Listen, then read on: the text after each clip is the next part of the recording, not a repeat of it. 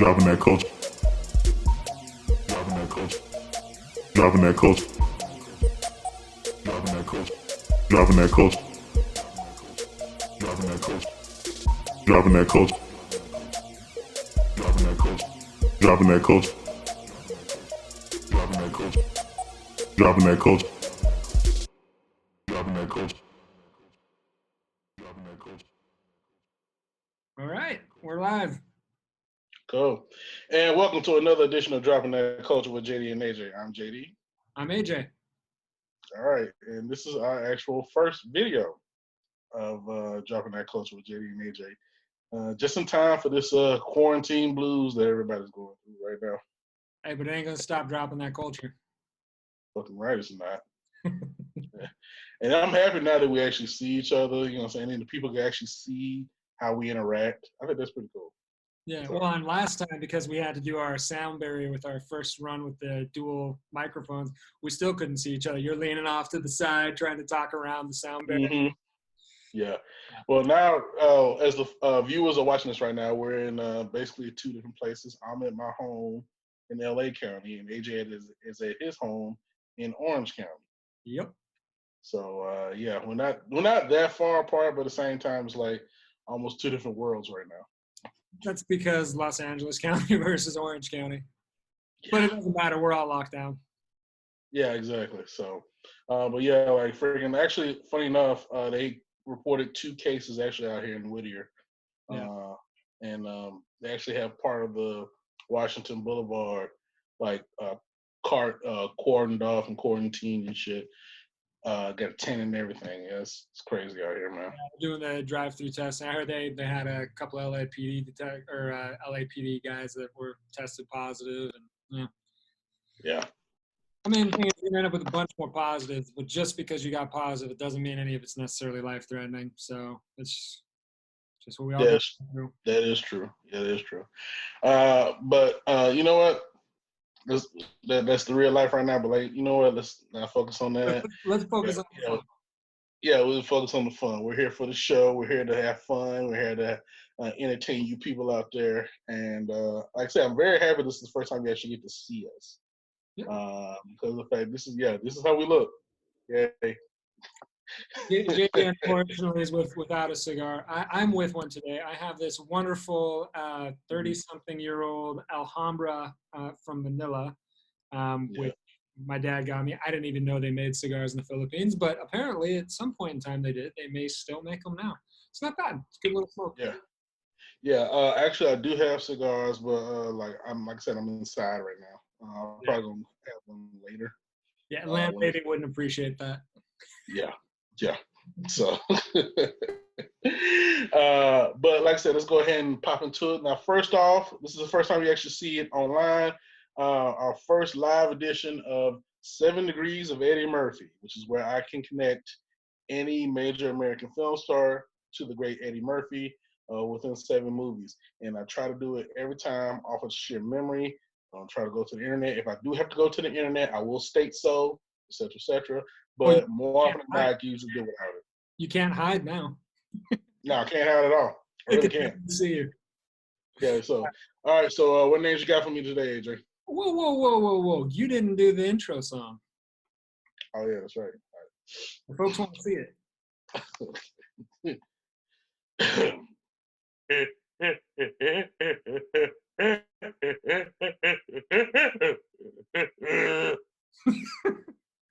Rachel McAdams. Rachel McAdams? Yeah. Okay. I'm trying to do a different route here. Because I was thinking, you know what? You can get there quick. Actually, I got it in one. Rachel McAdams was in The Notebook with James Garner. James Garner was in The Distinguished Gentleman with Eddie Murphy. That was quicker than I thought you were gonna go. I thought you were gonna take Rachel McAdams over to Robert Downey. Nah. I like as soon as you said The Notebook, I was like, oh yeah, The Notebook. Thank you, AJ. We were having an offline discussion about that earlier. I saw it for the first time last night, so. It's such a beautiful movie. Oh my God, it makes grown men cry. I was in a room full of Marines that cried watching this movie. Look, and understandably so. It is an absolute just heart wrencher, but whatever. Yeah, it just takes the heart and just rips the motherfucker out, man. It's awful, but beautiful. Hmm. Mm-hmm. Kevin All right. Sarbone. Say that again. Kevin Sarbone. Kevin Sorbo. Hmm. Like Hercules, Kevin Sorbo?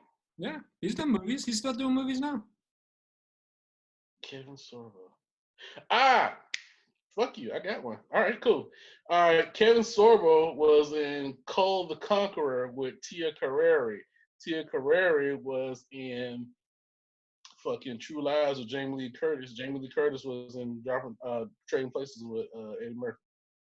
Yeah, that was quick. Yeah, yeah. I remember Cole the Conqueror. They want to be Conan. Yeah. Yeah. All right. Speaking of Hollywood stars past, Pauly Shore. Okay, this will be easy too. Probably shows in the Army now with David Allen Greer. David Allen Greer was in Boomerang with Eddie Murphy. He's right. Yeah, yeah, motherfucker. Actually, of all of Pauly Shore's movies, that one's my favorite. I know a lot of people love Encino Man. Was it Encino Man? That was the one? Yeah, but yeah, in the Army now is his best movie. Fantastic. I saw that like two weeks after I watched Major Payne. Yeah, the Water Boy shit. Yeah. Yeah, with the pool. Yeah, my brother was a pool guy. So Yeah, it's super easy. water purification. Yeah, bro, it's the easiest job in the military. People get Chad. Yeah. All right. Well, so this has been 70. Yeah, did you know Paul Mooney's in that movie too? Oh shit, that's right. Yeah, he was the army dude with where they were talking about they're gay and they couldn't go. Yeah. So, oh yeah, just one more thing. What? Kiss him. Excuse me? Kiss him. I mean, you won't have a problem with that, right? Oh yeah, no, I kiss him all the time. It's him and Andy Dick, and they couldn't kiss each other. He probably just gives up like, oh. Look, is it hot in Chad? Such a great film. Yeah, see, it actually is a pretty decent movie. Well, for sure. I think that's my favorite of everything he did. Son-in-Law was good too, but yeah, in the Army now is the best one. Actually, funny, you know what I love more than that? His cameo in Class Act with Kid and Play. oh yeah. Cool buddies. Even though I was like, what the fuck are you talking about? Doing this Pauly Shore shit. Could you talk to the man then? Yeah. Hey, Bladage dude, talk to me. Ginsu. What? I'm the weasel. Yeah. It was the 90s. What can we say? Yeah, he was on his own shit, man. I can't give that as an excuse. He was on his own shit. It just happened to be in the 90s. True enough. Yeah. All right, so that was 7 Degrees of Eddie Murphy. I'll do it again.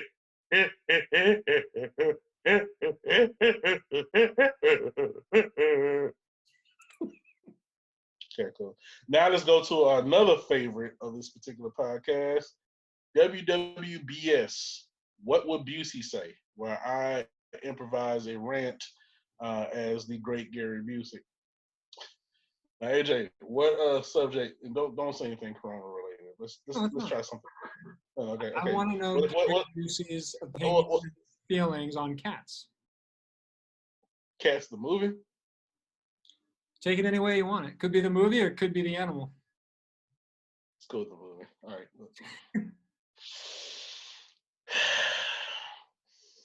Cats. Let me tell you something about cats, okay? I am one love me a great musical, okay? Loves me a good musical. Like, a lot of people don't think Schindler's List is a musical. But if you look at it, it is a very romantic story. So, you know what I'm saying? So I see kind of things like that. Now, when they tried to dramatize Cats as an actual film, going the CGI route, now I thought that was bullshit at first. Then I watched it. Well, let me preface that. I watched it while on LSD, and it is a fantastic experience, especially when you're inebriated. I mean, these people, they got the people face, but they got the cat bodies, And I think one of them shows her asshole at one point. I think it's pretty cool. I mean, look at this. Like singing around, something, la la la la, moonlight. It's pretty fucking crazy. Dope. Like, I love Cats. I would do a musical like that. I would do a musical like that myself. And I think I would call it Fish. Yeah. Fish, man. Look, just fish head, people faces on fish bodies, man. They go around the ocean, you know what I'm saying? Like, blah, blah, blah, blah, blah, in the water, and then having to swim around, and then having to encounter different things like sharks and barracudas and all the dangerous things of the deep, man. That would be a great movie. Tiger Blood. Fish the music. Fish the movie, man. It's got to be better than Fish the Band. Huh? It's got to be better than Fish the Band. Oh yeah, that's right. Yeah, definitely better than that shit. All right, so we got that out. All right, so next up would be dropping that news. Dropping that news. Right. Ain't shit going on. Really what it comes down to. Ain't a goddamn thing going on right now. I mean, because it's fucking coronavirus. Yeah, well, I was gonna say if you follow like anybody that's on like LinkedIn or anything like that is in the business, they're all posting all kinds of articles and stuff. But the reality is, nothing happening, nothing shooting. People aren't taking meetings. Anybody who's getting a meeting is doing it pretty much via the internet, and they're same people always talking to each other. So they want to announce stuff to look like they're busy and like stuff's going on, but our world's still shut down, especially LA and New York.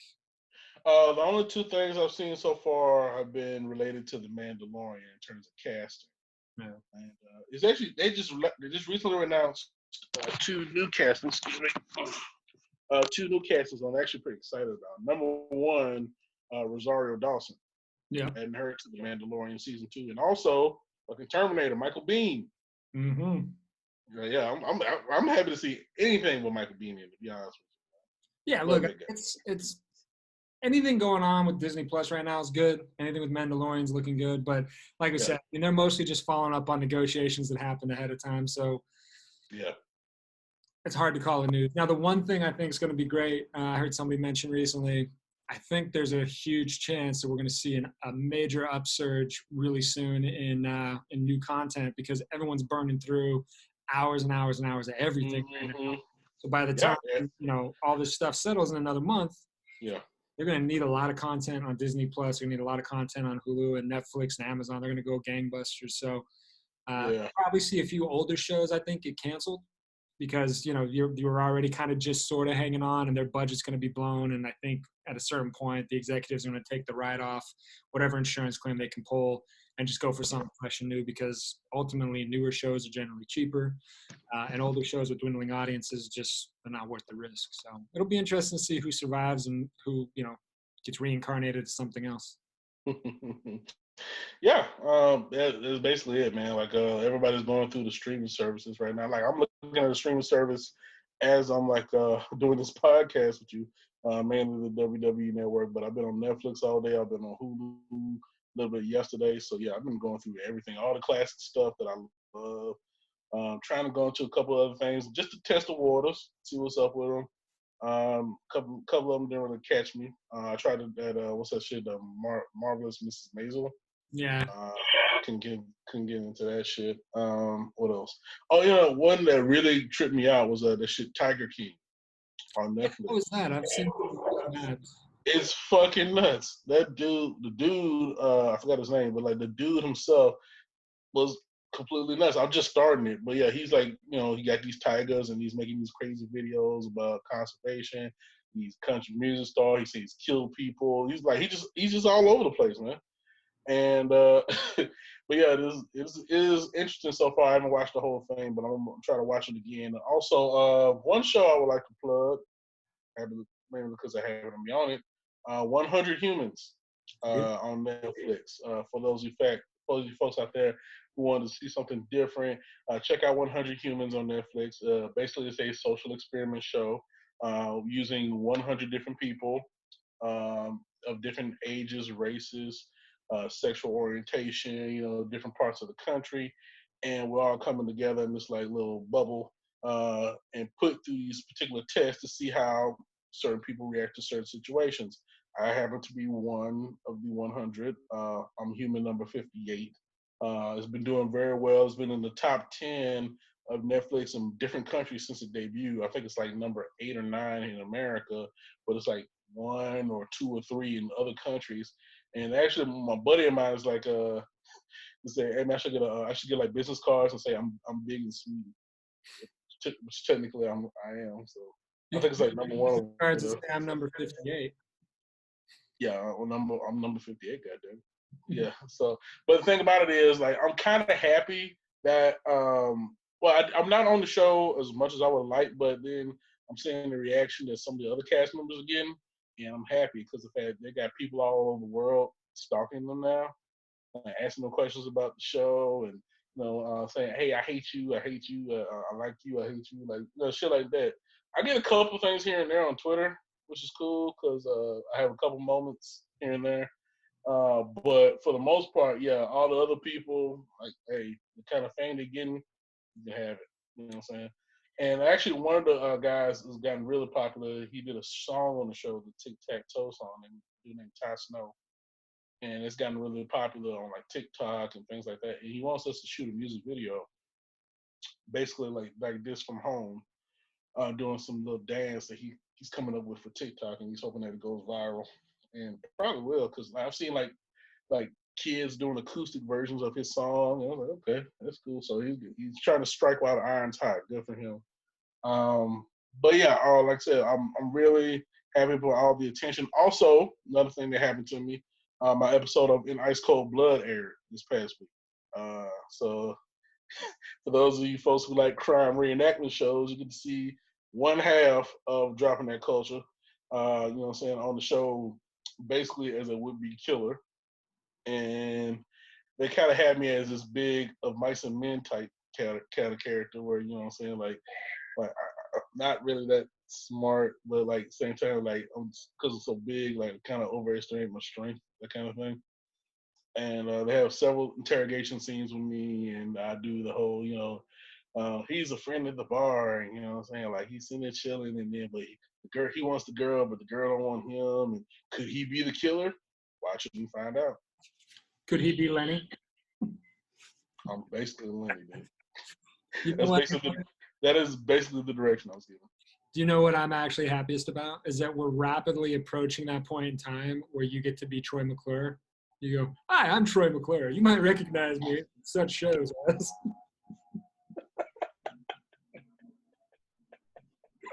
100 Humans.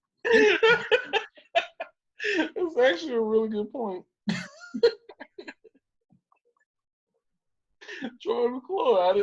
I did not think about that. Yeah, like, hi, I'm Troy McClure. You might have so much finally coming out this year that's like getting some good, like your music videos have been getting some really good plays. And actually the remix of the thong song, I mean, you're like the central character in that whole thing. So that's fantastic, for you. Which, yeah, man. It's nothing like the Cisco thong song from our youth. I agree. Because I like, even I said it on when I was on set. I was like, why are they wearing thongs? So it's a thong song. They'll put on some thongs. They got both got really the old lady. Asses. The old lady, whatever. But I'm talking about the two young girls, like fucking like like they got really nice asses. Why don't you put them in thongs? I said that, but that was the direction they went with. These are, and the whole crew was like Dutch, so it was it's whatever. Oh yeah, I think I have another music video coming out pretty soon by an Iranian artist named Sami Baji. Shot that up in the Hollywood Hills. Yeah, it looked like a great night. That shit was fun, bro. Like, all we had, no, it was like I felt like a drug dealer in a Michael Bay movie. Was that the Lou Ferrigno house from I Love You Man?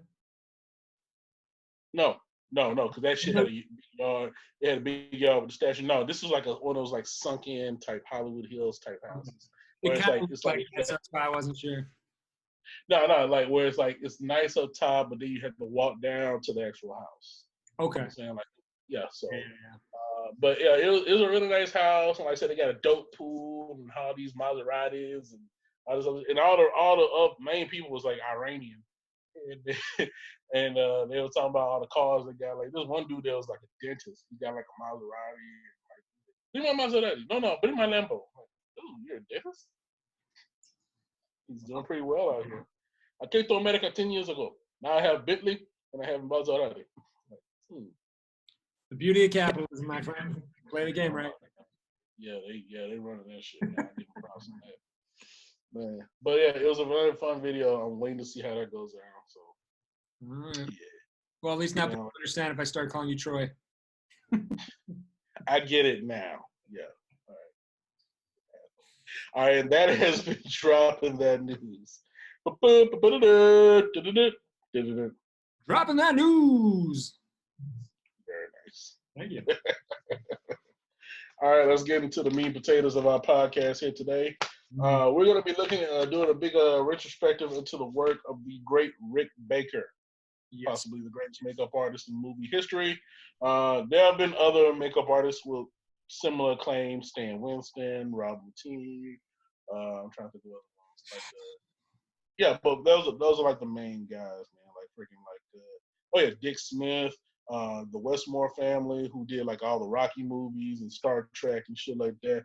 But yeah, Rick Baker is just on the class of his own because of the fact that, you know what I'm saying, that his movies have like go ahead. I was gonna say part of the problem too is that now you've kind of lost that, right? Because if you go back to the golden age of Hollywood makeup, right, coming up from really probably I'd say the 60s, early 70s, up until the mid to late 90s, you had to do majority of your effects in camera, right? They had to be practical effects.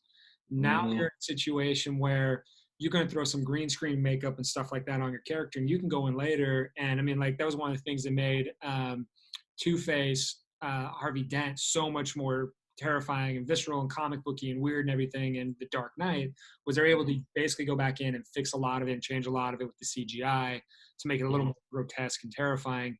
Rick Baker, it's hard to come up with anybody in his league, and it's impossible to find anyone, in my opinion, that's ever surpassed him. In part because it's a dying art form. Yeah, and also Rick Baker did Two-Face. Remember, he did him in Batman Forever. Yeah, for sure. Tommy Lee Jones's version of Two-Face is Rick Baker's work. But yeah, then you go to The Dark Knight where they got the actual skin exposed. Well, with the CGI makes it look like the skin is exposed, and you see the sinew and all this shit. And you see and that's why I wanted to use the two as kind of like a jumping off point. You can even look at it if you go to like, you know, from Total Recall to the most recent Total Recall, the amount of CGI that they use and makeup effects when working on aliens or any kind of grotesque after effects, that sort of a thing. You're really down now to a point in time where the majority of anything that's done for creating monsters, creating characters, stuff like that, they're doing most of it and in an After Effects setup, doing VFX with all the modern films. I mean, you're not really getting much more than small burns, blood, stuff like that in, you know, most of the films you're going to watch as far as anything in camera these days. I mean, I remember watching. I remember watching the behind the scenes thing of the John Wick movies, and like all that stuff is CGI. Yep. All that blood, like all the blood and splatter, all you see. And I mean, you very rarely get squibs anymore. Yeah. Which is crazy. Yeah, it's a different time. Yes, it is. All right, but I'm going to go ahead and go into a quick quote from Mr. Baker himself about why he got into the whole get down on making masks for movies. This is a quote from Rick Baker. I was always fascinated with monsters in movies, and when I realized that someone actually did that and you could do it as a job, I just became obsessed with it. So many of my dreams were to actually be able to make a living of what I did as a hobby. I used to have to save my allowances to buy a quarter of rubber to make a mask, and that's how I spend all my free time. I still do. I got into this because I love the work. I don't know anybody in the film business, or really, I didn't know anybody in the film business, and I didn't really have a plan B. It's a good thing it worked out because I would be sitting probably on the freeway with a sign that says, "We'll do makeup for food." So love that. But yeah, like I said, like he made a very good living of his passion, man. He really did. So let's go ahead and get into the biological facts of Mr. Rick Baker. Born December 8th, 1950 in Binghamton, New York. His real name is Richard Allen Baker. He was born to Richard. He was born to Doris, a bank teller, and Ralph, a professional artist. And then they moved to Covina, California, when he was less than 1 year old. His first marriage was to a lady named Elaine Alexander from 1974 to 1984. His second marriage is to a lady named Sylvia Aspinall. They've been married since 1987. They actually met on the set of a John Landis movie, Into the Night. He played a drug dealer in the movie. She played a prostitute. There's actually a great picture in John Landis's book. We see Rick and his wife together there in costume and stuff. I'm like, oh yeah, that's what it meant. It's a great And way actually, to talk about something. yeah, exactly. And recently, he did a episode of the Kevin Smith podcast. I think Fat Man Beyond at the Scum and Villainy Cantina in Hollywood. And he said like right across the way in 1980 whatever is where he met his wife. Right across the street. So ain't like grand. Sure ain't bad. Yeah. They have two children together, Veronica and Rebecca. I believe Veronica works for DC. I've seen her like if you have DC Universe, the streaming service, there is actually a show that they have like Daily DC or something like that, or DC Daily, and she's one of the correspondents on it. So, That's cool. yeah. And because of that, Rick actually did a sculpting. It's really cool sculpting. If you go on his Instagram, the Rick Baker, it's a really cool sculpting he did of his version of what the Joker would be. And I think it's fantastic to see. Yeah, well, I mean, we should just say, regardless of what it is you like or don't like, check out Rick Baker's Instagram because he's got some killer stuff on there, and he updates pretty regularly. Yeah, and then at the same time, he's doing this stuff for fun. It's better than pretty much anything I'm seeing in film right now. Oh, 100%. Well, and I mean, that's one of those arguments for getting out of the way of the artist, right? Yeah, that's actually part of the reasons he has retired. Well, I'm gonna get into that a little bit later. Now, some of his trademarks for some of his films were basically his incredibly realistic creature effects. Basically, his trademark look now, the long white hair with the ponytail and the beard and all that shit. That's his look. You know, he's often worked with directors like John Landis. Well, actually, most of his collaborations in terms of director, artist, whatever, is him and John Landis. John Landis is really the one that kind of jumped him off anyway. More into that a little bit later. American Werewolf, right? I mean, he got the Academy Award off that. Yeah, they've done 4 projects together officially. Schlock, An American Werewolf in London, Coming to America, Michael Jackson's Thriller, 5 actually, and also the Kentucky Fried Movie they did together. Right. So, well, and technically, Michael Jackson's Thriller it's a music video, it's not a movie, right? So that's why you can count it as the additional. actually, that's been the weird debate about Michael Jackson's Thriller. A lot of people say it's a music video, but because of its length and because of its like cinematic quality, Short a lot of film. people, yeah, they could call it short film. So, and then also it was actually released theatrically. So That's true. I forgot it did have that limited run. right. So yeah. Well, I So think that was so it could qualify for the Academy. that's exactly why it was. Yeah. Ran with Fantasia. They did a re-release of Fantasia. It ran with that. So, but yeah, Rick Baker also often creates effects for particularly apes and werewolves. Those are his like 2 fortes. He's very good at both. Oh yeah. He did many collaborations with Eddie Murphy, several, and more often than not, sports that beard he has. And those are pretty much his trademarks. Now, another quote he had in terms of like getting to the facts of why he did. This is another quote from Rick Baker. The first makeup artist that I was ever really aware of and became a fan of was Jack Pierce. Jack Pierce, because he did all the great Universal monsters, especially Frankenstein's monster. That makeup hasn't been undone. It's become this iconic image. Whenever anybody thinks of a monster, they're thinking of basically Jack's makeup. Yeah, for sure. Yeah. And let's see what else here. Now, how he got started, as he was a teenager, he began making artificial body parts in his kitchen. And he said he apparently started making up his friends in the neighborhood, giving them like gashes and like different like wounds and stuff like that, making them up, really ghastly stuff, and to the point where like many of the parents in the neighborhood would not bring their children around Rick anymore. It's just good fun. Nothing. Nobody got hurt. Yeah, no, I got hurt. It's just makeup. That's all it is, makeup. But he also did what they call a his actually first professional job was as a production assistant to another makeup effects artist, Dick Smith, who I mentioned a little bit earlier, who did the makeup for The Exorcist. So Rick Baker was the assistant of the guy who did the makeup for The Exorcist. All that shit, you know what I'm saying? The spinning head and the pea soup and all that shit. Yeah, Rick Baker helped out. It's got some pretty solid effects, practical in-camera stuff going on. I mean, it wasn't bad. It's iconic, man. Like you think of some possessions. First thing that comes to people's heads is The Exorcist. So, yeah. After that, he actually designed the infant baby in the Larry Cohen movie, It's Alive. The basket baby. Yeah. With the big head and the veins and shit. Like, yeah, he came up with that.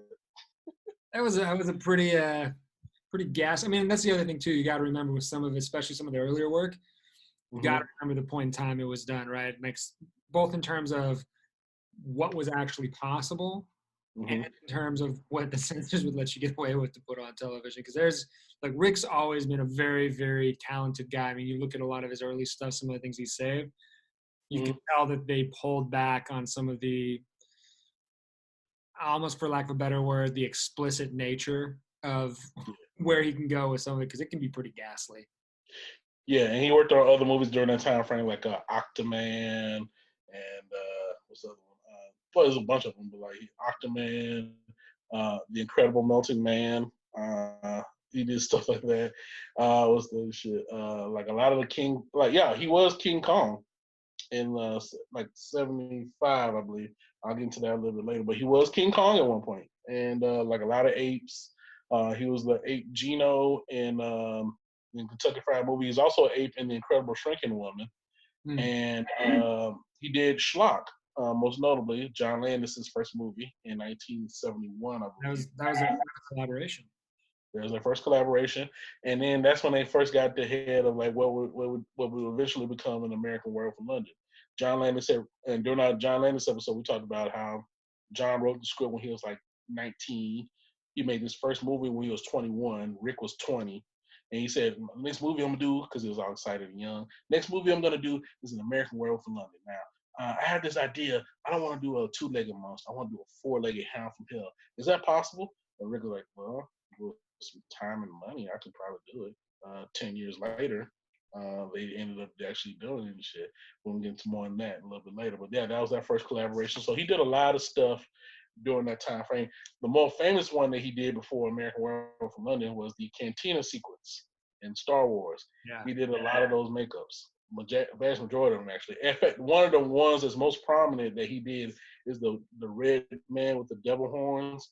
Yeah, that was Rick Baker. That was all Rick Baker right there. So, and like this one looks like a little person who's like a human bat, and like all the different weirdo aliens and shit. Rick came up with a lot of them, man. So look around there. That's Rick Baker's work, man. And it, like I said, it's crazy too. Like they had that podcast in the Scum and Villainy Cantina, and he actually worked on a real Scum and Villainy Cantina. Yeah, I mean it's the most appropriate place in Hollywood to do an interview with him. Oh yeah, it was great, man. Now, aside from being a makeup artist, Rick has actually done a lot of cameos in a lot of the projects that he's done. Number one that he did was he played, like I said, he played the title role of King Kong in 1974 for Dino De Laurentiis. Actually, he's also in the 2005 remake with Peter Jackson. He's actually one of the pilots that guns down King Kong, the CGI King Kong. He's in Men in Black 2 as an agent. He's also in Men in Black 3 as the brain alien. I forgot, there's like one alien with like a huge exposed brain. That's him. He's in Thriller as one of the zombies. Particularly, Rick Baker is the one zombie where it's like zombies are coming out of like the ground and whatnot. Yeah. And there's one zombie that comes out of a crypt and he has like stuff all in his mouth. His like eyes are sunken in. He comes out. That's Rick Baker. Yeah, and it's so gross. But it stuff, the bile and black stuff that's coming out of his mouth is pretty gross. No, it's killer. Yes, sir. He's also in The Haunted Mansion with Eddie Murphy as multiple graveyard ghosts. He is actually in the Wolfman remake in 2010. He's the wolf's first kill. Oh, right. Yeah. Uh, yeah, he's like an old gypsy guy, and he's also in the movie Rings, the sequel to The Ring, as a flea market vendor because he did the makeup effects for The Ring. Oh, okay. The girl Yeah. coming out the TV and shit. Yeah, that was Rick Baker. Oh, cool. Another killer one. Now, we're gonna go into some facts about Mr. Baker himself. Now, he claims that his work on Harry and the Hendersons is one of his proudest moments. Harry and the Hendersons, for those of you who don't know, is the movie about this family who encounters basically Bigfoot, a big friendly Bigfoot, and brings it back to their home, and chaos ensues. And like, can we keep Bigfoot as our pet in the house and shit? He's like the 7 foot plus, giant ape monster in their house, because white folks. But Yeah, I mean that's got to be. There's probably a reason that Harry's never actually gone home with. ain't no black family keeping no Bigfoot, man. You know what I'm saying? Well, and here's the other thing too. They got to be a wealthy Midwestern, or not Midwestern, Northwestern family as well. Because Yeah, yeah, anybody who's got real problems financially, the last thing they're going to do is drag some ape monster home. yeah, They do is exactly. strap to the hood of their car. Oh my god, yeah, but he did win the Oscar for Harry and the Hendersons, as he should have, because that was a fantastic makeup. It's a killer flick. If you've never seen it, it's heartwarming, it's fun, it's family friendly. It's great. In 1981, as we talked about in the John Landis episode, Rick Baker was the very first recipient of the Academy Award for Best Makeup for his work on An American Werewolf in London. That's how good his makeup was for that It's how good his makeup was for everything. If they'd have had it back when, he should have got it for New Hope. Yeah. But like I said, the main reason they came up with that category to begin with was because of the Elephant Man came out the year before. Yeah. And he thought, you know what, this makeup is so good, it should have been nominated for the Academy Award. So they came up with the category next year. Hopefully, eventually they'll get their head straight and we'll do the same thing for stunts. Yeah, we talked about that. Yeah, they actually, what's the name? The SAG Awards does stunts, but yeah, for some reason the actual Academy won't. It's weird. I don't know. Yeah, I don't get it either. He actually attended Northview High School in Covina, California. He actually made his own gorilla costume. He actually found himself swinging from the goalposts in the football field. He will also go to the local drive-in down there, in the same ape costume, scaring people while they're watching Planet of the Apes. So people that like they watching Planet of the Apes and then some ape dude just come out. It sounded like he was fun to hang with, man. For sure. Yeah.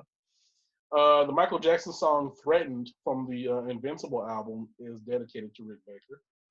They also worked together on Michael Jackson's Thriller, of course, and he did some minor effects for Captain EO, the Disney thing that Michael Jackson did. So very minor stuff, but so minor that he didn't really get a credit for it, but he did do some stuff on Captain EO. He also has a framed picture of Jack Pierce that he kept in his office, and the framed picture is basically Jack Pierce finishing up Boris Karloff as Frankenstein. Like I said, that's the one photo that it's the one guy he admires the most and the one makeup that he admires the most. I think I printed it somewhere and I got a photo of it. I think I actually have that on my Instagram feed. Nice. Yeah, Cool. it's a killer photo, the one of Jack. Yeah. He holds the record for the most Oscar wins among makeup artists and also most nominations. He's been nominated 12 times and had 7 wins. His wins include An American Werewolf in London, Harry and the Hendersons, Ed Wood, The Nutty Professor, Men in Black, How the Grinch Stole Christmas, and The Wolfman, the most recent one. That was in 2010. Actually, in terms of more facts of what I'm doing here, I'm going to be going through pretty much each of those movies, just little facts of each one of them, and a couple ones that I do like myself. But those are his awards. He presented his mentor, Dick Smith, with an honorary Oscar in 2011. He actually, like I said, he retired from the motion picture industry in 2015. He also has an estimated Oh yeah, he received an estimated $1 million for an auction of his collection of props and items that he's collected over the course of his career. So somebody gave him $1 million for some of this stuff. He has his own star on the Hollywood Walk of Fame at 2724 Hollywood Boulevard. I don't know exactly what it is, but it's on Hollywood Boulevard. He also received an honorary doctorate in humane letters from the Academy of Art University in San Francisco. And he also collaborates a lot on the YouTube page Trailers from Hell. He's on there a lot, along with a lot of other like old school directors like John Landis, Joe Dante. I think Spielberg's done one. People like that, John Carpenter, like people that like have like this particular movies that they love. They love talking about them, so they find the old trailers and they talk about them. And yeah, it's pretty cool. Now, Rick Baker himself has commented on his retirement. He said, the whole industry changed. I had a 6,000 square foot studio, which is great for, How the Grinch Stole Christmas and the Planet of the Apes remake I did, but it's not great for just making a nose for somebody. And I've had that.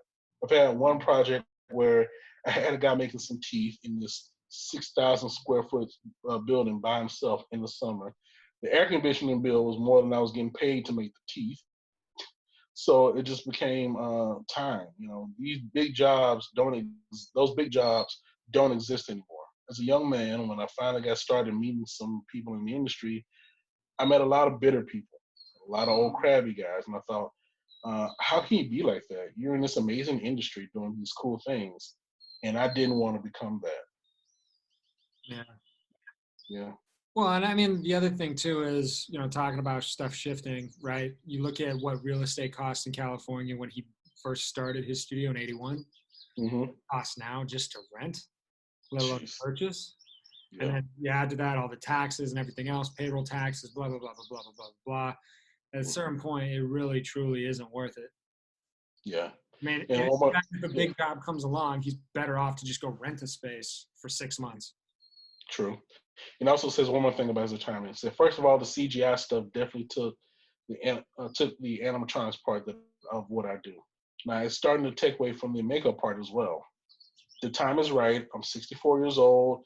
The business is crazy right now. I like to do things right, and they want cheap and fast. That's not how I want to do it. So I decided it's basically time to get out. I would consider designing or consulting on something, but I don't think I'll be working for a huge studio anytime soon. Well, and again, where's that going to come from, right? I mean, they've already made 2 Planet of the Apes reboots. Yeah. Nothing, right? There was nothing there for them. The last time they played around doing anything with, I think the Lorac was the last Dr. Seuss one. Again, there was nothing. CGI. All the live action stuff has gone CGI. They're not doing that in-camera stuff anymore. They even did a re-CGI of the Grinch. He did the Grinch, yeah. So. Yeah, I mean, unfortunately, there's just not enough there for it. And the real sad and scary thing is that at a certain point, that skill set's going to get lost, because this is the thing that like people don't get. Like, part of the reason why we talk about guilds in film and television, they really are set up more on the old model where you have to go in and apprentice and be mentored by somebody, especially on those high skilled things like makeup, like costume design, those sorts of things, where you have to spend a bunch of time with people who are master craftsmen.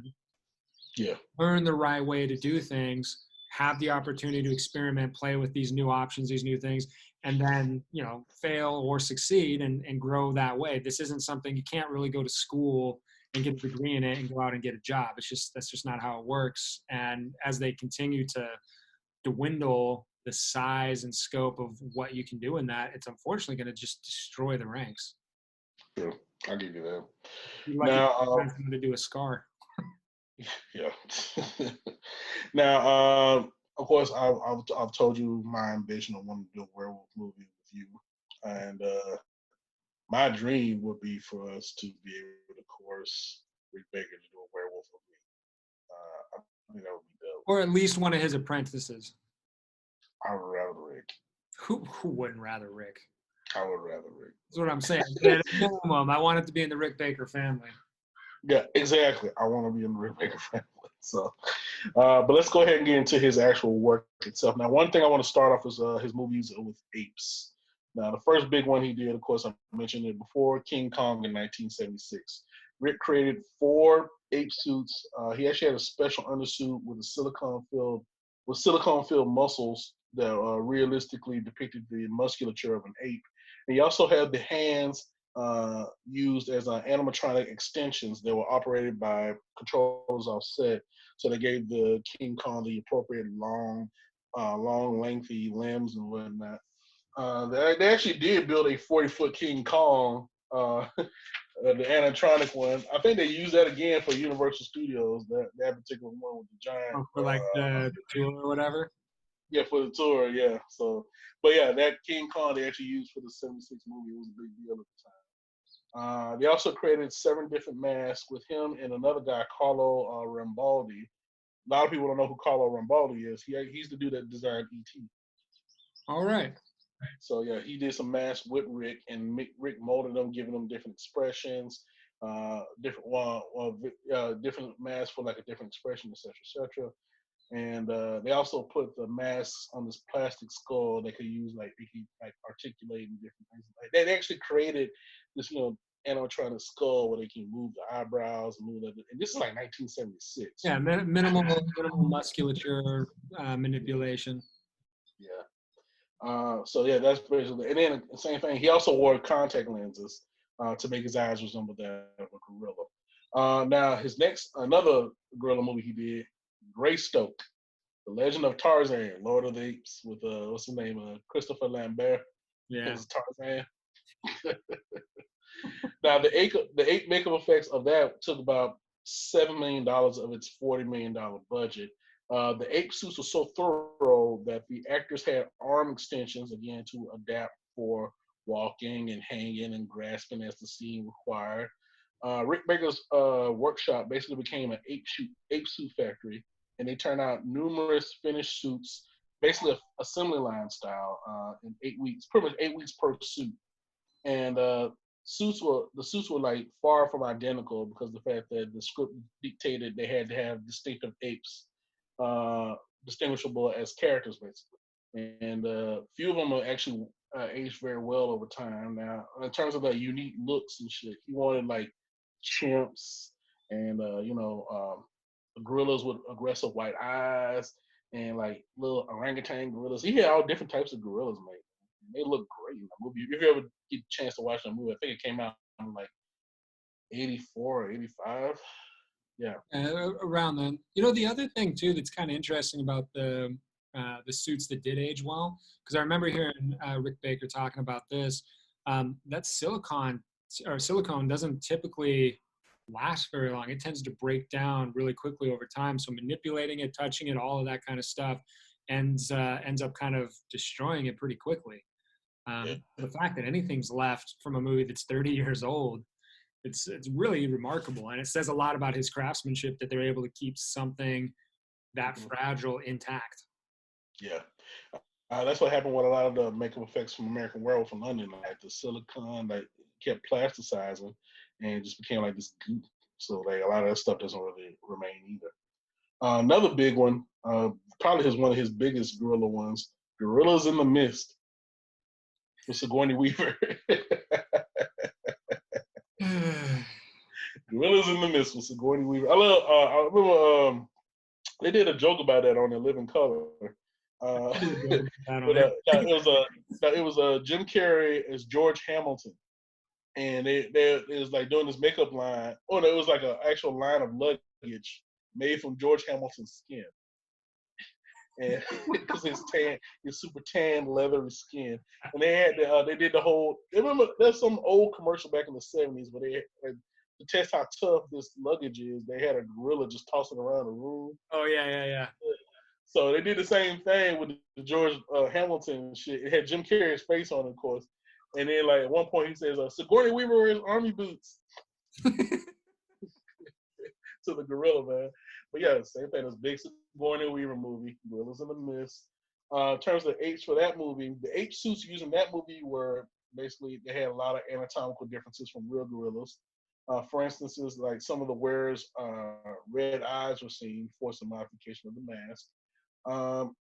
Also for this movie, the director, Michael Apted, wanted real gorillas when possible, but some of the shots um, that they used in terms of the gorilla suits was so good that a lot of times Eptech couldn't tell the difference between what was a real gorilla and what was actually a dude in the suit because that's how good Rick Baker's work was. But yeah, he's killing it with these gorilla shits, man. Like the suits he had was so realistic. They had the forearm extenders. They had a stuntman who would like climb into the suit, and he learned how to actually like resemble gorilla movements and stuff like that. And, like I said, the fact that you have actual gorillas there, you can't tell the difference between a gorilla and a dude in a suit. That's good. That's good ass makeup. Dangerous as hell. But yeah, because the fact like you try to put, hey, what's up, man? Raw, you like it's a real gorilla. Oh my man, you know, like, Gonna turn into. yeah. I thought you was Chim. I thought you was Jimmy. I'm sorry. I'm sorry, gorilla. Oh shit. Another good one, Mighty Joe Young, the remake that they did in the '90s. Yeah, Disney. That was a good movie too. I like Mighty Joe Young. yeah, that's pretty good. Yeah, just a slightly smaller King Kong, basically. Yeah, but yeah, it actually had it had like Charlize Theron and Regina King was in that one. I think Bill Paxton's in it. Yeah, I think so. Yeah, and Mighty Joe Young. Yeah, it's a pretty decent movie. Now, after Gorillas in the Mist, he basically said he didn't want to do any more. Rick Baker himself said he didn't want to do any more projects involving animatronic apes. He actually broke that statement when he did the movie Baby's Day Out. He did a gorilla in that movie. And then he said the shit again after that. Hold on, And though. he did this movie. Mighty Joe Young, that's Disney Plus right now, isn't it? That's a Disney film, right? Yes, it is. It's on there.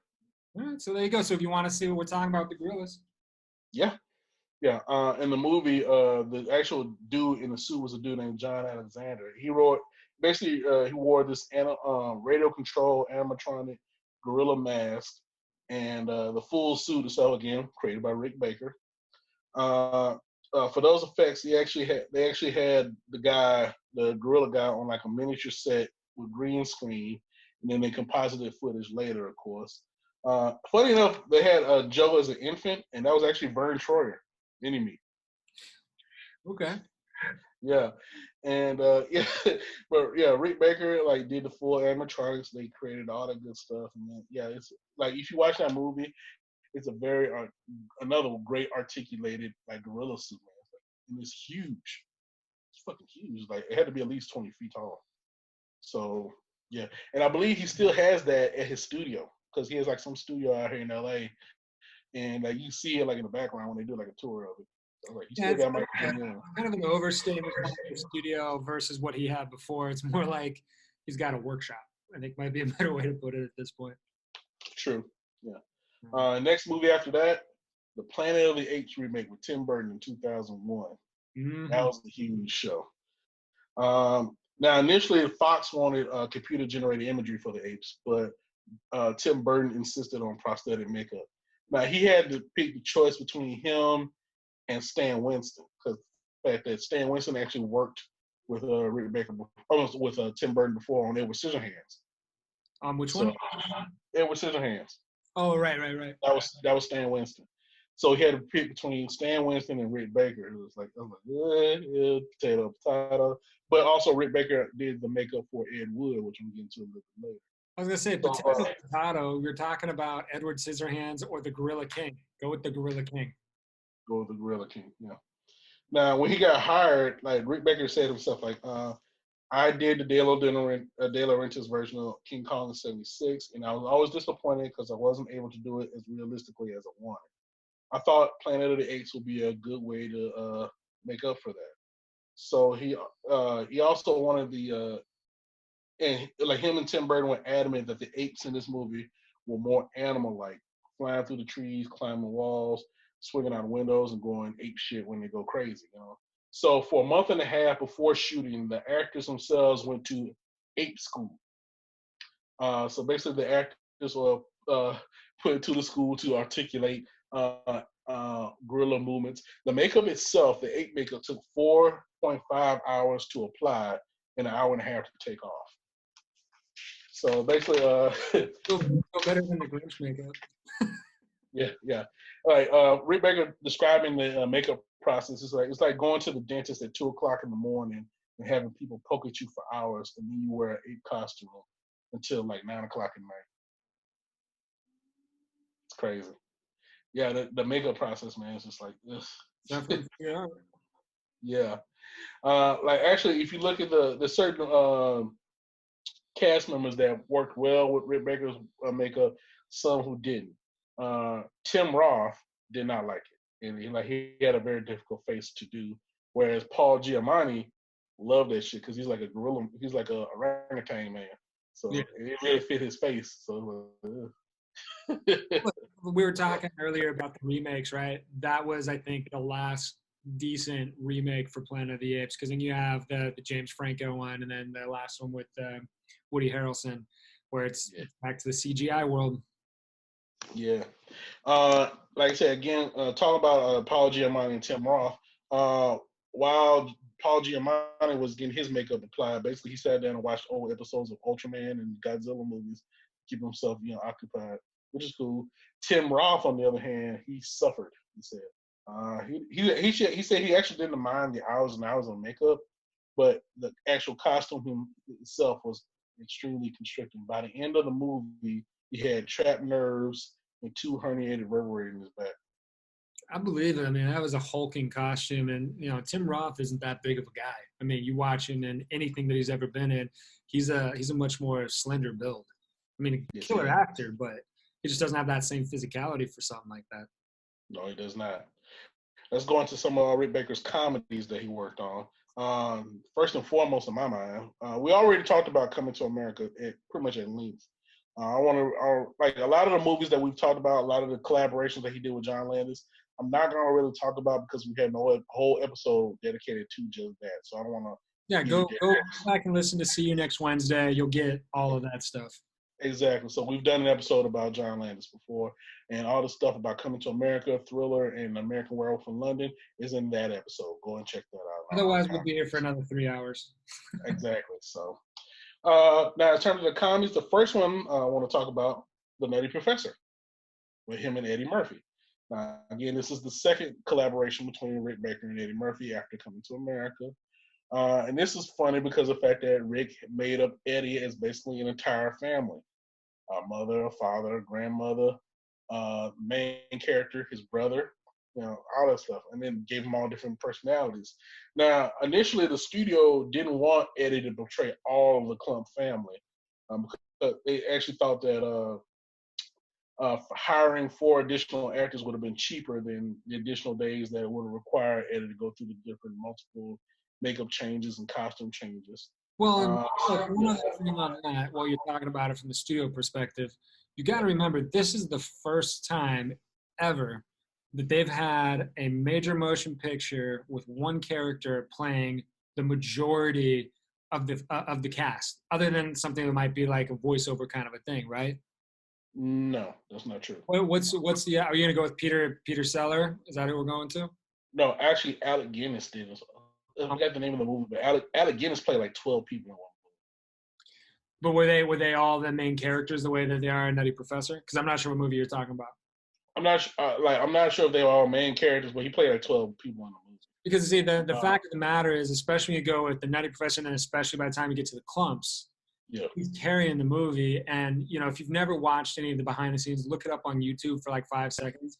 What's going on when they're shooting this stuff? They're green screened on a stage, and Eddie Murphy is sitting there acting to tennis balls that are representing every one of the other characters that he's playing. So while he's up there, he's basically having to go from memory or anticipating what he wants to do later for his reactions and everything else. And because of what is actually required, like you're about to go into with the makeup, how long that takes, that sort of a thing, Eddie now has to sit there and be able to basically play off of what he's going to do later, what his reaction should or shouldn't be. At best, he's maybe getting to hear his own playback. At worst, he's dealing with somebody who's sitting there reading off a script, dealing with a script soup or something, or a first AD. So he's in a position where he's literally carrying a movie more than any other leading man ever will or ever has. So it puts it at a completely different level from the performance aspect. And again, even if Alec had done that, we were talking, I was mentioning Peter Sellers because obviously in Dr. Strangelove, one of my favorites. He plays multiple characters, but he's not playing all of the main characters the same way that Eddie is in Clumps and stuff like that. It's a huge, huge risk. And even for an Eddie Murphy movie where Eddie knocks it out of the park, we can also look at, as his career's progressed, there's been a couple movies that they wouldn't necessarily be called knockouts. It's a massive thing that the studio looked at and said, okay, with Rick Baker and with you, we're going to say, okay. Yeah. A lot of people have actually gone on record as saying they felt Eddie should have won the Oscar for the Nutty Professor. 100%. I actually agree with that.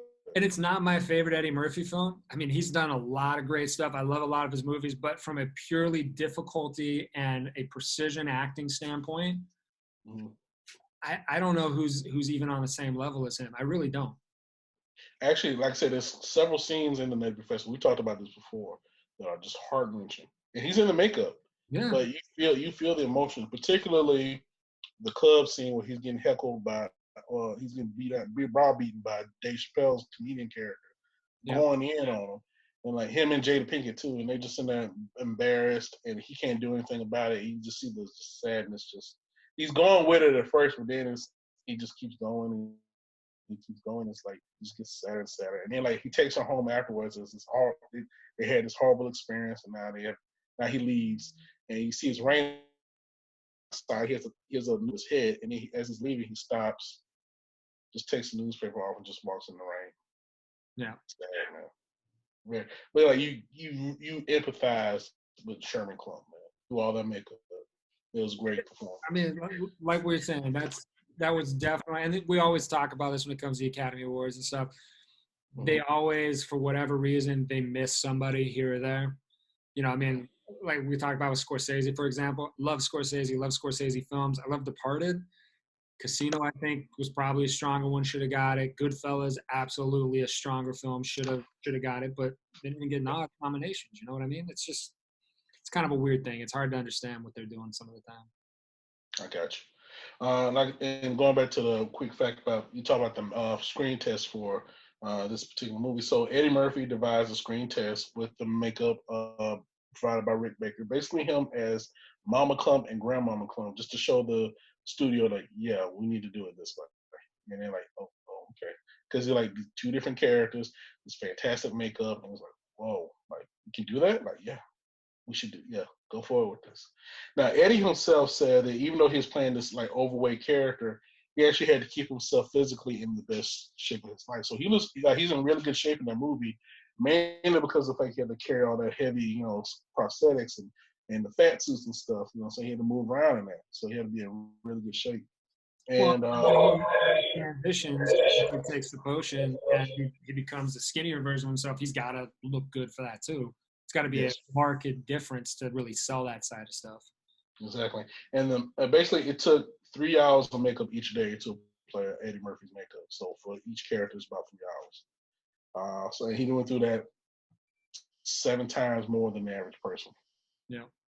So kudos to Eddie Murphy, man. Men in Black, the Men in Black movies. Now, Rick Baker was brought in by Steven Spielberg. He was an executive producer of this movie.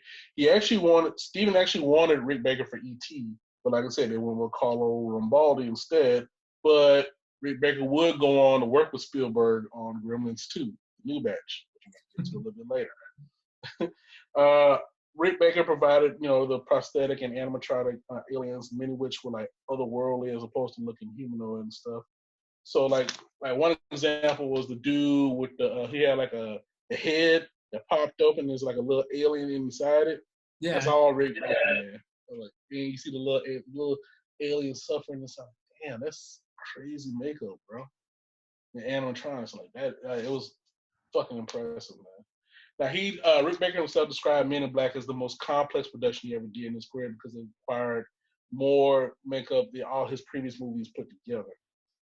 He also had to get approval from both the director Barry Sonnenfeld and Steven Spielberg. So Rick Baker said like it would be like Steven said like the head on this one is cool, but Barry likes the body on this one. Like, why would we just mix and match and do it like that? And then I say, okay, so that doesn't make any sense, but you got to go with what they want. So so he had to deal with that. And it's a massive aliens too. Yeah, exactly. And like a lot of the digital stuff was made by Industrial Light and Magic, Mhm. but the vast majority of the in-camera stuff is Rick Baker himself. It took Rick Baker 6 hours to turn Vincent D'Onofrio into that bug dude with the stretched out face and all that shit. I'm like, Might yeah, actually, also, but that might actually be my favorite Vincent film. I really, obviously, like everyone's gotta love Full Metal Jacket, but he's so good as the Bug in Men in Black. yeah, he is actually. And then they actually had they had a silk swaths glued to Vincent's face and cheeks to kind of draw back and stretch out his face. So like, Yeah. he had to do that for hours and hours on end. He actually constructed Rick Baker actually constructed a giant bug for the end sequence. Oh, It's supposed to be like it's supposed to be like 20 feet tall, but it wouldn't be able to move around and fight. So they decided to go with the CGI bug. So well, gotta do what you gotta do to sell that end sequence. that's right, yeah. And Rick Baker also created the makeup effects for the other Men in Black movies, Men in Black 2 and Men in Black 3. And he liked the third one because of the fact that the alien monsters in the third one had to have like a retro look from like the 50s movies, like from the B movies. So like they had like space suits and fishbowl helmets, and guys in little suits of with ribbed things on it, and exposed brains and big bug eyes and stuff. So he liked that kind of shit. I can give him that. Oh, got the pipe going. Oh yeah. You're distinguished, bro. Thank you. You are so distinguished.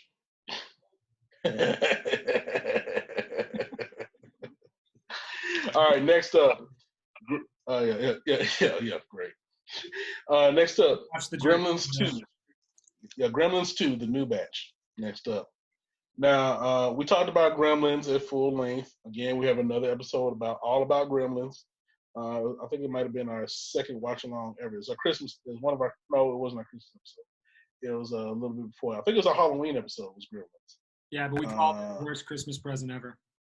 Well, yeah. So we did a whole show dedicated to the first Gremlins in 1984 with a little bit of facts of Gremlins 2. Now, this one I'm actually going full in on Gremlins 2. Not full in, but just a good number of facts. Now, like I said, in the original movie, the special effects for the Gremlins were done by Chris Walas, who actually decided to move forward with a directing career. They asked him to come back for Gremlins 2. He said no. He was doing something else. I think he was doing The Fly too, because he did the creature effects and he directed them. So that was his pursuit. That was Say that again. That was the Jeff Goldblum Fly, right? No, he did the second Fly, the one with Eric Stoltz. Oh, okay. He did the makeup for the Jeff Goldblum Fly, but he did the makeup. Okay. But he did the makeup and directed the second one with Eric Stoltz. That sounds like a suicide mission to me, doing the makeup and directing. Yep. Oof. I don't think he made a movie after that. Yeah, I mean that's hell on earth. I mean, look, the Jeff Goldblum Fly was fantastic and disturbing and fantastic. I don't know any other adjective for it than that, but yeah, the second one was a little. I mean, whatever. Let's stick on. Yeah. It's cool, but because of the fact that Chris Walas turned it down, Joe Dante, the director, went to Rick Baker, who created the makeup for this movie. Now, initially, Rick Baker was not interested because he saw Gremlins 2 as too much work, and the fact that he wasn't the creator of these special effects, he's basically just a successor. The only thing that got him to accept it is the fact that it gave him the opportunity to make the Gremlins and the Mogwai more diverse. So you see in Gremlins 1, the Mogwais pretty much look the same and the Gremlins pretty much look the same. You know what I'm saying? There's not too much difference between all of them. Whereas in this one, they're all radically different. You know what I'm saying? Like the Mogwai have like different faces and different personalities. Even the Gremlins look different. You know what I'm saying? Like all of them, they got different skin colors. They got different like reptile things on them. Like they're a lot more different and a lot more diverse in the second movie. Yeah, and they're bigger. Actually, like if you look at the Gremlins and Gremlins 2 compared to Gremlins 1, they're much bigger. So now in terms of like the first movie, like I said, when the Mogwai multiplied, they all resemble pretty much Gizmo, except for Stripe who had the little mohawk and shit. Now in this one, the four gremlins the four Mogwai each before had like different distinct personalities and different physical characteristics. Each of them got a name, even though the names weren't actually used in the movie. They got names in the script. Now there's one gremlin that basically looked like Edward G. Robinson. He was like real. Yeah. They had one gremlin like that. Then they had a dopey looking one.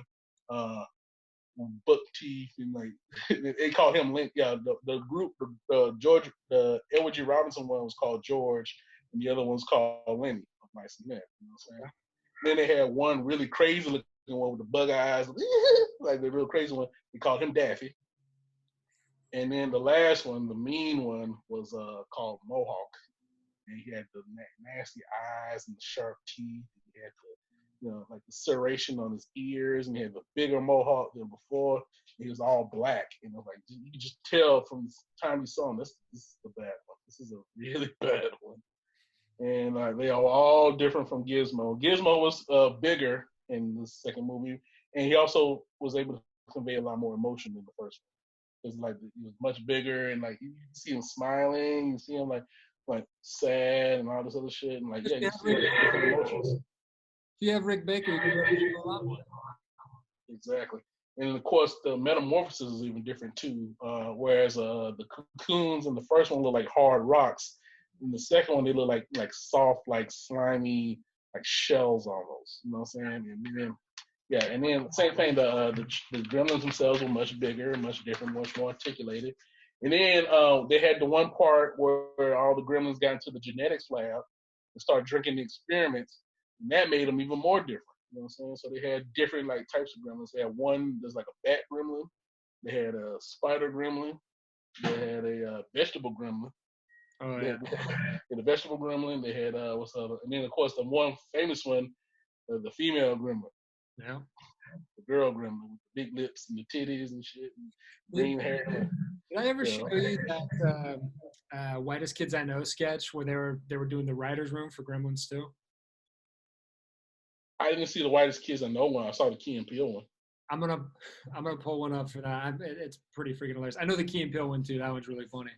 Yeah, I didn't see the Whitest Kids I Know one, but yeah, the same thing, different types of gremlins, and he had fun with that. And then they had the smart gremlin, the brainy gremlin. They had a Phantom of the Opera gremlin, and yeah, they had a lot of fun with this movie. Man. Yeah, actually of the two, Joe Dante himself actually prefers this movie, the second movie, to the first one because of how much fun they were having. Because all the different stuff that Rick Baker did allowed him to really go Looney Tunes, literally, with the Gremlins and shit. Like a lot of the effects that the Gremlins do are like Looney Tune effects. Like the one brain gremlin, like the brain gremlin, when he drinks the thing, gets smarter, he has this little transformation. Goes down, you can hear him like you see the shadow flailing around. It's like Looney Tune effects and shit. And he comes up super smart and talking like Tony Randall and shit. But yeah, we had a lot of fun with that shit. Ed Wood. Killer movie, man. Another Tim Burton movie with Rick Baker. Now, Rick Baker's main contribution to the movie is the makeup he did on Martin Landau to make him look like Bela Lugosi. Yep. And it's fantastic makeup. Very subtle, but really fantastic. It's a fantastic film, and it's about, if you've never seen it or you don't know who Ed Wood is, he is widely considered by many in the industry to be the worst director ever. Yeah. Actually made multiple films. Planet 9, what is that? Plan 9 from Outer Space? Yeah, something like that. What's crazy is he managed to continually convince people. And when you watch the movies, you'll see stuff as bad as people knocking over like set pieces and props in the middle of it. And his refrain was always suspension of disbelief. Don't worry about it. We'll keep shooting. Suspension of disbelief. Ended up with I mean, it's worse than some of the bad things you'll catch in like some of the old blaxploitation films. They make fun of it, like Black Dynamite and stuff. Mm-hmm. Ed Wood films. I mean, look, if you're hoping to someday make movies, but you ever feel bad about yourself, watch Ed Wood and then realize if you don't give up, you're gonna get to make something. Yeah, just keep at it. Just keep going. The modern equivalent of that would be, what's his name? Tommy Wiseau. Yeah. That'd be the modern equivalent. Just the awful, disaster artist himself. It's tearing me apart, Lisa. Oh, hi, Mark. Yeah, hi, Mark. I cannot. Oh, hi, Mark. Yeah, yeah, such an awful movie, man. And the thing is, because I got really interested, especially after Disaster Artist came out. Nobody can still figure out where the hell Tommy Wiseau got his money. Like he's just this enigma that somehow has had enough money to go drop $7 million to make the worst movie. Ever, man. It's got a following. That's what's ridiculous. It was one of those things that was so bad it actually kind of got good. Yeah, that happens sometimes. So. Next up, The Frighteners. There you go. When Rick Baker did the makeup for The Frighteners. Particularly the judge, the John Aston character, when he had the detached jaw. Yeah. Yeah, that was basically Rick Baker, man. Like he loved that shit. He couldn't do as much makeup on this movie as he wanted to because he was actually committed to the Nutty Professor at the time. So he did a couple things here and there for The Frighteners. The Grinch Who Stole Christmas with Jim Carrey. Yeah. That's what you need a 6,000 square foot studio for. Yes, for Whoville and all that shit. Oh yeah, definitely. Now Rick Baker designed the makeup for this movie, particularly for Jim Carrey and the cast itself. Now the Grinch suit itself was actually made out of yak hair. It was dyed green and sewed onto a spandex suit. Now the actual makeup itself took about 2.5 hours to apply, and at one point it actually frustrated the shit out of Jim Carrey to the point we actually kicked a hole in the trailer. He was that pissed off. Well, And then if it I remember correctly, he'd actually hired some ex-CIA guys to teach him how to withstand torture, because Yeah. not only getting it on but keeping it on was Mhm. apparently extremely painful. Yeah, and actually on set they actually assigned a particular makeup artist to Jim, Katsuhiro Zujari, I believe that's how you pronounce it. And he took out Jim Carrey apparently took out most of his anger on this poor makeup artist. They said basically they said the makeup artist himself said basically Jim Carrey was mean to everybody, and at the beginning of the production they couldn't finish. After 2 weeks, we could only finish 3 days worth of work because of the shooting schedule. And because suddenly he would just disappear, and then when he came back, everything was just ripped apart. We just couldn't shoot anything. Eventually, that makeup artist actually left the production, but Rick Baker actually had to step in, had a discussion with Jim Carrey, very firm discussion, telling him how important this makeup artist is to production. Jim Carrey agreed to keep his anger in check, and the artist came back. So Rick Baker will step in. If he had to give you a shit, he'll give you a shit, man. Well, he's So a consummate professional. And by the time he's doing that, he's got 20 years in the business. He's probably run into all kinds of different temperaments and everything else. Man, like we said, go back, listen to See You Next Wednesday, get a little bit of what went on with just trying to get through American Werewolf in Paris. yeah, He knows what it is to go through some horrible makeup and what it is for the actors and everybody. uh, He's the guy. London, not Paris. You Sorry, said I mean, yeah, it's backwards. Don't yeah. watch American Werewolf in Paris. No. I did say it backwards. London. Yeah. But they actually apparently the total time that it took for Jim Carrey to be in that makeup, he spent 92 days in the Grinch makeup altogether. Spending 2 hours in the morning getting it in and an hour getting out every night. And apparently Jim Carrey said he became a Zen master after sitting up in that makeup chair. Like, and then most of the appliances for the other actors were basically just the noses that were connected to the upper lip and some dentures, like teeth, and maybe some ears and wigs. The Who people, the Whoville people. The contact lenses that Jim Carrey wore were apparently so uncomfortable he could only wear them for certain times during filming. Like it was like that's a common thing with the makeup in terms of like the big scleral contacts where they like cover the whole eye. Exactly. Those are horribly uncomfortable. You talk to people who've done like even like zombie movies, stuff like that. Mm-hmm. Hell. Yeah. And like people like Michael Jackson and all the people that say the same thing, them contacts are just so uncomfortable that, like you have to like get to the point where they actually put a solution in there. It feels like Tabasco sauce. And like your eyes are burning and you're irritated and you only wear them at a certain amount of time, man. Like it's crazy. Yeah. And also Jim Carrey actually actually the makeup apparently was so time consuming that Jim Carrey actually arranged for packages to be delivered to his dressing room as opposed to his house. He was there that much. So, but yeah, a lot of fun there doing the Grinch. Oh yeah, one makeup that a lot of people don't realize: Tropic Thunder. Yeah. That's Rick Baker. Two particular ones, two ones in particular.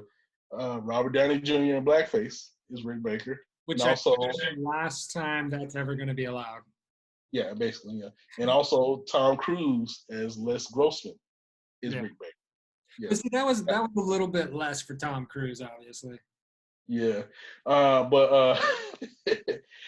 one of the things that really helped Rick Baker in terms of doing Robert Downey Jr.'s makeup is because of that all the movies he did with Eddie Murphy and Michael Jackson and darker skinned African Americans, so he knew the African American face pretty well. Like, and then apparently the makeup consisted of a prosthetic nose, lip appliance, the bottom lip, hair pieces, and paint that he made to replicate African American skin tones. That's basically what they did. For Les Grossman, a lot of the suggestions for that was Tom Cruise himself. Tom Cruise actually suggested Les Grossman as this middle-aged businessman, and that he wanted to do the fat suit. He also wanted to do the large prosthetic hands and the bald cap and all the other shit. And like he wanted to do the whole thing with the hairy chest. And he wanted to do the flow rida, the dance, whatever, getting that shit. All that stupid shit.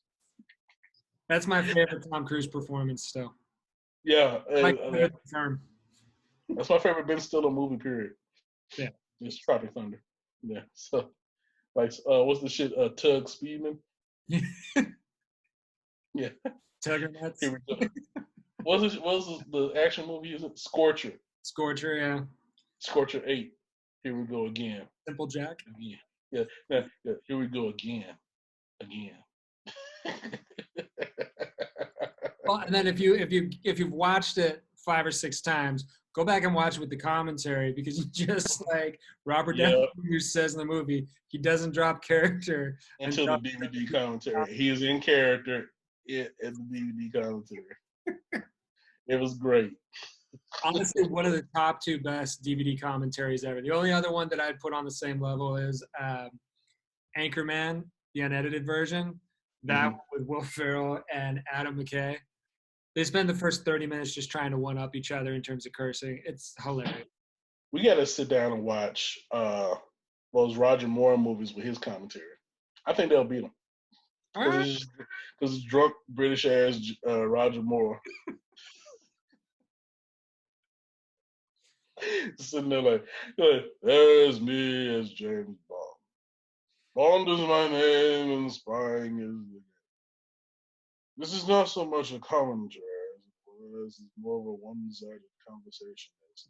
I cannot talk to you and cannot talk to me. So I suggest you do as I am doing right now. Sit back, kick off your shoes, and have a glass of wine. And like I said, he does these weird ass like there's not so much a step-by-step commentary of the film itself, because honestly I do not remember. A lot of these films I've not seen since the premiere. So it's just like things that come to mind as I watch it. Different people I've worked with, different projects. As I said, relive. Yeah. So, and then like I said, my favorite one of them is like two. It's 2 of them that are my favorites. Number one is he does an impression of Hervé Villechaize from the Man with the Golden Gun. He said, "We have Hervé Villechaize here. The name, boss, the name." With a big British laugh. And the second one is a Married with Children reference. I think I told you about this, but he's like, I did? No, you didn't. Oh, well, he does a reference to Married with Children. On I forgot which one, but he's talking about working with Boris Segal, who was Katie Segal's father. Right. Like, I worked with Boris Segal, blah, blah, blah. And his daughter Katie is on the Al Bundy show in America. And worst job in the world is a women's shoe salesman. We gotta watch this shit, bro. It's All right, it's fucking on the hilarious. list. We gotta watch it. Okay, so back to Rick Baker. Now let's get into another area of his expertise that I love: werewolves. Oh yes. All about werewolves. And Rick Baker, it really to me is the dude in Hollywood for werewolves. And then like he's done different ones, and they've all been radically different from each other. Same creature, radically different designs. Which really First one, of course. massive creative wealth that he can draw from. That's right. The first one, like we said, was American Werewolf in London in 1981. Now, they had the disagreements, of course, about like John Landis wanted a four-legged hound from hell, whereas Rick Baker wanted to do a traditional two-legged werewolf. Well, that's so hard to do. Yeah, I know. But the director went out, so Rick Baker came out with something.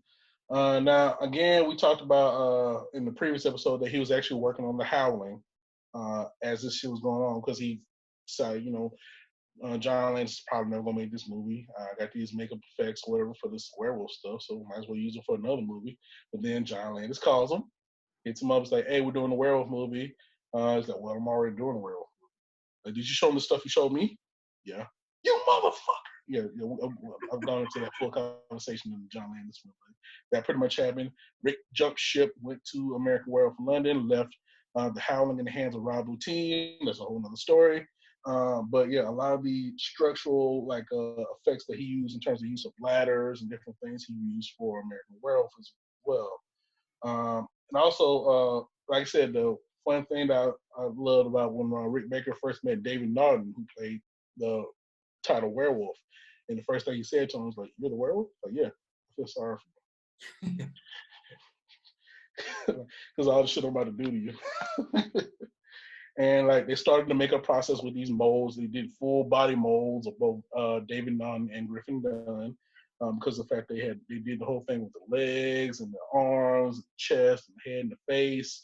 And actually, you see the chest and face one on the behind the scenes thing of American Werewolf, and you also see the hand too, them casting the hand. Yeah, that was really cool. And they worked on those makeup effects for months and months and months. Funny enough, the actual transformation itself is only 2 minutes long. Months and months of effects for a 2 minute, very memorable 2 minute transformation. It was worth it, 100%. Definitely worth it. Now, like I said, there are certain instances where they just had the werewolf head visible, and they just had the werewolf head doing different things like that. That was a puppet that was actually puppeteered by Rick Baker. Like the main scenes, you see the puppet werewolf head is like when he killed Jack on the Moors, you see him beating the shit out of Griffin Dunn with the werewolf head, and also when he bites off the inspector's head in Piccadilly Circus. Both of those are Rick Baker. And then there's a great picture where you see the werewolf head biting the dude's head off, and you see like off camera you see Rick Baker. And yeah, it's really really cool. And also, it took 5 hours to do the makeup for Griffin Dunn because of all the decomposing shit that they did for him. And yeah, it just got worse and worse and worse. I was going to say, makeup, by the time he got to the end with 5 hours, it might have only started with maybe an hour, but when he's decomposed and that rotting corpse at the end. Yep, exactly. Now, this is another one that we did not talk about last time. And I used to watch this show back in the day. I didn't realize Rick Baker did the makeup for it. There was a show on Fox called Werewolf. I never saw it. It was actually one of the very first Fox shows. Yeah, it was one of the original shows on the Fox lineup in its inaugural season in 1987 and 1988.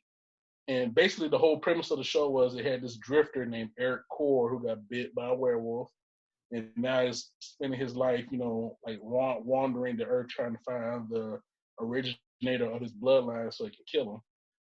And it's basically like the Incredible Hulk TV show. It was like him going from place to place, meeting new people, getting into adventures, getting jobs. And then, of course, shit would happen. Something happens. He turns into a werewolf. And then the funny thing about it is the werewolf, while it was scared the shit out of everybody, it actually fixed whatever problem that the person was having at the time. This werewolf came, he disappeared, and then he moves on to the next town. Incredible Hulk. Sort of like a werewolf. Or more accurately, like The Fugitive. Okay. All right. Yeah, I'll give you that one. Yeah, The Fugitive. So But yeah, but the thing about it is the werewolf in that show was this giant, like bipedal werewolf, but it looked almost identical to the werewolf from The Howling, the Eddie Quist werewolf. You know what I'm saying? And and then of course the makeup effects that they used for each show was Rick Baker, and he did all the crazy stuff with that. And then, like I said, this is on the TV show. You know what I'm saying? So like they actually considered the makeup effects on Werewolf to be ahead of its time and Well, I was gonna say, I groundbreaking. mean, Fox, when they were first starting out, they were spending money on content like Netflix does now. Yeah, and they actually had a dope werewolf show. Yeah, but it's still crazy. Actually, the best makeup to me, well, one of the best makeups was actually they had a bad guy in there named Skorzynski, who basically would peel his skin off to reveal the werewolf underneath. This is 1988, so Yeah. you didn't really see that. Yeah. So that's pretty cool. And then we talked about this last time during the Jack Nicholson episode, Wolf. Uh, big favorite of mine. Of course, Rick Baker did the makeup for that. And then, of course, he was inspired by the Jack Pierce makeup from Werewolf of London, the very first major Hollywood werewolf movie, starring Henry Hull. And basically, the whole get down was it was much more subtle than the traditional werewolf. They had the hair appliances, they had ears and the eyes and the teeth and the makeup and shit like that, and the claws and the hands, but it wasn't like a full on like body morphing transformation. It just added shit to the person's faces for the show. So, but not so much shit that it was distracting from the person's emotionality. You can still see it was Jack Nicholson or James Spader underneath there. You know what I'm saying? So, but really cool makeup, man. I really love that. And the last one he did that he won the Academy Award for, which was actually a favorite of mine too, The Wolfman in 2010. The overall movie itself, kind of a bore, but the actual werewolf parts themselves are fantastic. He did a fantastic job with that. Well, so you gotta give Rick credit, and everything else is the director and editor's fault. Yeah, it was Joe Johnston. He directed the movie. Yeah, so They can't all be winners. no, they can't. But like I said, still the makeup effects of the Wolfman are fantastic, Oscar worthy actually. So Rick Baker created the makeup effects for the Wolfman. And when he first heard that Universal was remaking the movie, he eagerly pursued it, which he does not do. Like most of the jobs he gets are stuff that's offered to him. Whereas this case, he's like, hey, I don't have an agent or whatever. Just let the powers that be know that Rick Baker wants to do the Wolfman. You know what I'm saying? He felt like he had to do it because of the fact he loved Jack Pierce, who did the makeup for the original one. And he's like, you know what? I got to do my own version of the Wolfman. I have to. Well, And, I mean, it's a fitting culmination to his career, considering Jack was his inspiration. yeah. And so he's going to do his own version of Jack Pearson's makeup, which I think is so cool. He said, like in terms of like when they picked Benicio del Toro to be the Wolfman, it's like it wasn't that difficult to make Benicio the Wolfman because Benicio was already a really hairy dude. So it wasn't that difficult. Like and like Rick Baker actually said, going from Benicio to Benicio as the Wolfman wasn't an extreme difference. Like when I did American Werewolf in London, we went from this naked man to this four-legged hound from hell, and we had a lot of room to go for in terms of the transformation and doing these really extreme things. David Naughton basically had no body hair, whereas Benicio del Toro is so hairy that making him up as the werewolf or the Wolfman was extremely easy. Like basically, Benicio was basically the Wolfman. I just put in bigger hair and more teeth. That's basically what it was. Yeah. And he also the look of the costuming for the werewolf, which Britt Baker actually had a little bit of a hand in, was based on the Oliver Reed werewolf in Curse of the Werewolf, the Hammer werewolf. So like the noticeable thing is that he's big werewolf with the open shirt open and shit. Like that's the Oliver Reed look. So, yeah, you can see that very clearly. There's an influence on that. Also, Rick Baker based his design on Jack Pierce's work in the Wolfman, but also on wolves and apes and books, and also looked at old pictures of his dog Bosco, which was used as the basis for the werewolf in the American Werewolf in London too. Yeah, it was Irish Hound, right? Keithhound. Keithhound. Yeah, Keithhound. Yeah, but that was basically what he did with that. The makeup itself took 3 hours to apply, 1 hour to remove. They added new pieces of latex makeup and loose hair to Benicio del Toro's face daily, including several dentures and wigs that were created, even though some were damaged. Uh, they said that Rick Baker knew that the transformation itself would be likely computer generated, which disappointed him because he wanted to be involved in terms of ladders and other stuff, whatever. He actually felt like the animated one was unrealistic looking. So, Are you telling me that CGI can look like cartoons? right, yeah. Where's the evidence? Oh, stop. Apparently, the only makeup effect in the movie that Rick Baker was not involved in was a feral mountain boy, the mountain boy that bit the Anthony Hopkins character that started all this shit. Right. That was Rick Baker. Let's see what else here. Yada yada yada. Now this is again the second werewolf movie that Rick Baker won the Academy Award for. The first one was American Werewolf in London, and then this is also his last Academy Award to date. Is the Wolf Man. So somebody gives him something else, makes him want to jump out of retirement. Yeah, man. Now, in the culmination thing here, man, I've always loved Rick Baker's work in terms of different movies. I've always felt it was the best. The only person that comes close to me in terms of just like makeups that I love for different movies would be Stan Winston. And Stan Winston did The Terminator, Predator, the aliens from the Alien movies. He did a lot of the dinosaurs from Jurassic Park. I'm trying to think. He did the original design of. He did Iron Man 1. Yeah. The Iron Man suit that we know was Stan Winston. So. Yeah, I mean, I don't know anyone else that's on the same level. Yeah. So, and then also right after that would be Rob Bottin, The Howling, The Thing, RoboCop. Yeah. Yeah, which we love. Yeah, but I still think he's a step down, and that's not to take anything away from him, but it's rather to make sure that we're giving Rick Baker his due. Yeah, Rick Baker is the man, and like I said, if you have not checked out his Instagram, please do. The Rick Baker on Instagram. Like I said, he does makeups all the time. I think one of the highlights that he does every year is his family. He'll make up his whole family for Halloween, and they always you see like kids from around the neighborhood coming to the Rick Baker house because they basically put on the show. Oh, you know yeah. what I'm saying? Yeah, and I saw one that they did for The Strain at their house. I was like, I thought that was fucking fire. Didn't they do a bunch of the Jokers a couple years ago? Yeah, all of them, all him, his wife, and his two daughters were each a version of the Joker. Yeah, I mean it was killer. Yeah, it was, man. Like I love one of the daughters was like the Heath Ledger Joker, another daughter was like the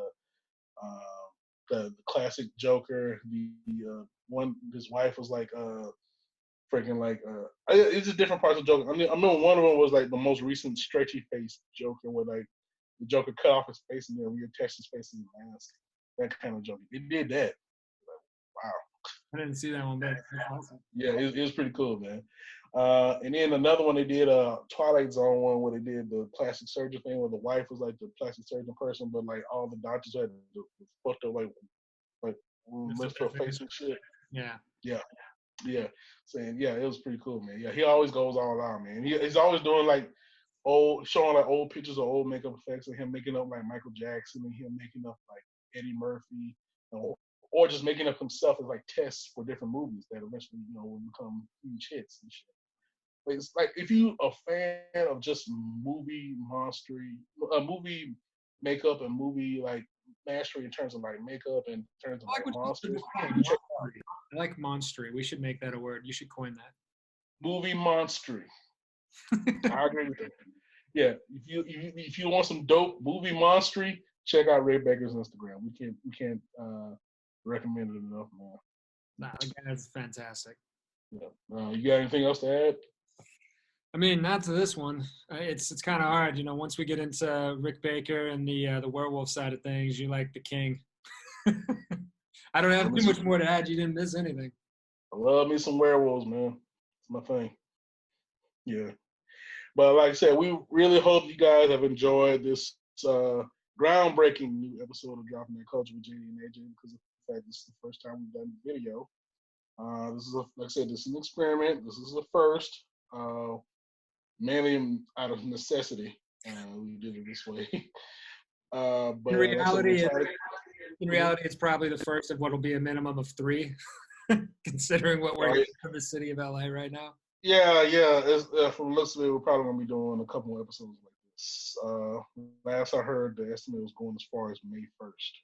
In terms of, I mean, officially, Los Angeles said April 19th was the last one that I heard was made official. But I've heard him projecting out to May. I've heard some people projecting out to June. So we'll see how it goes. Hopefully, it doesn't go that long because, well, like most of the entertainment industry right now, I'm furloughed, so it'd be better to work. And then my thing is, like I said, I actually posted this on my Facebook.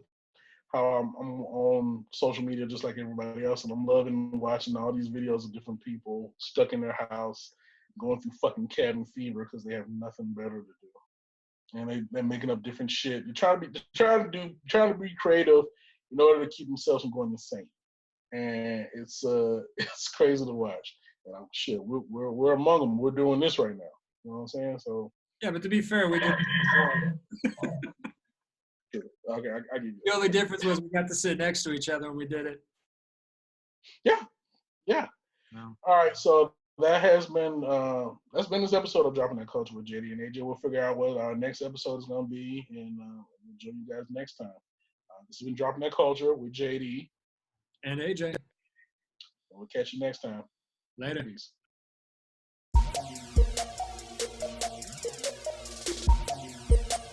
Dropping that culture. Dropping that culture. Dropping that culture. Dropping that culture.